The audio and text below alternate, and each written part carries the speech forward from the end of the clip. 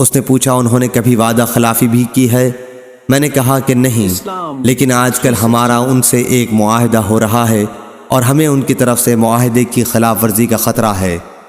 ابو سفیان نے کہا کہ پوری گفتگو میں سوائے اس کے اور کوئی ایسا موقع نہیں ملا جس میں کوئی ایسی بات جھوٹی ملا سکوں جس سے آن حضرت صلی اللہ علیہ وسلم کی توہین ہو اور اپنے ساتھیوں کی طرف سے بھی جھٹلانے کا ڈر نہ ہو۔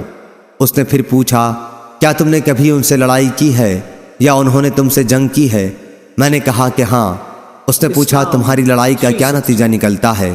میں نے کہا، لڑائی میں ہمیشہ کسی ایک گروہ نے فتح نہیں حاصل کی، کبھی وہ ہمیں مغلوب کر لیتے ہیں اور کبھی ہم انہیں۔ اس نے پوچھا، وہ تمہیں کن کاموں کا حکم دیتے ہیں؟ کہا، ہمیں وہ اس کا حکم دیتے ہیں کہ ہم صرف اللہ کی عبادت کریں اور اس کا کسی کو بھی شریک نہ ٹھہرائیں۔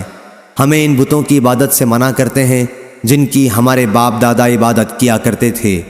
نماز، صدقہ، پاک بازی و مروت و وفا، عہد اور امانت کے ادا کرنے کا حکم دیتے ہیں۔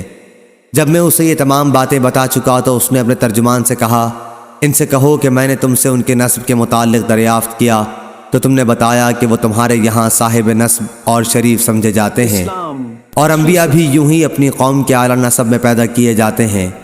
میں نے تم سے یہ پوچھا تھا کہ کیا نبوت کا دعویٰ تمہارے یہاں اس سے پہلے بھی کسی نے کیا تھا؟ تم نے بتایا کہ ہمارے ہاں ایسا دعویٰ پہلے کسی نے نہیں کیا تھا۔ اس سے میں یہ سمجھتا ہوں کہ اگر اس سے پہلے تمہارے یہاں کسی نے نبوت کا دعویٰ کیا ہوتا تو میں یہ بھی کہہ سکتا تھا کہ یہ صاحب بھی اسی دعوے کی نقل کر رہے ہیں جو اس سے پہلے کیا جا چکا ہے۔ میں نے تم سے دریافت کیا کہ کیا تم نے دعویٰ نبوت سے پہلے کبھی ان کی طرف جھوٹ منسوب کیا تھا؟ تم نے بتایا کہ ایسا کبھی نہیں ہوا۔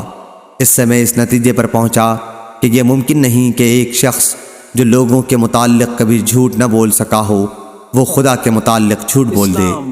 میں نے تم سے دریافت کیا کہ ان کے باپ دادوں میں کوئی بادشاہ تھا؟ تم نے بتایا کہ نہیں۔ میں نے اس سے یہ فیصلہ کیا کہ اگر ان کے باپ دادوں میں کوئی بادشاہ گزرا ہوتا تو میں یہ بھی کہہ سکتا تھا کہ نبوت کا دعویٰ کر کے وہ اپنے باپ دادوں کی سلطنت حاصل کرنا چاہتے ہیں۔ میں نے تم سے دریافت کیا کہ ان کی اتباع قوم کے بڑے لوگ کرتے ہیں یا کمزور اور بے حیثیت لوگ؟ تم نے بتایا کہ کمزور، غریب قسم کے لوگ ان کی تابعداری کرتے ہیں، اور یہی گروہ انبیاء کی ہر دور میں اطاعت کرنے والا رہا ہے۔ میں نے تم سے پوچھا کہ ان تابعداروں کی تعداد بڑھتی رہتی ہے یا گھٹتی بھی ہے؟ تم نے بتایا کہ وہ لوگ برابر بڑھ ہی رہے ہیں۔ ایمان کا بھی یہی حال ہے یہاں تک کہ وہ مکمل ہو جائے۔ میں نے تم سے دریافت کیا کہ کیا کوئی شخص ان کے دین میں داخل ہونے کے بعد کبھی اس سے پھر بھی گیا ہے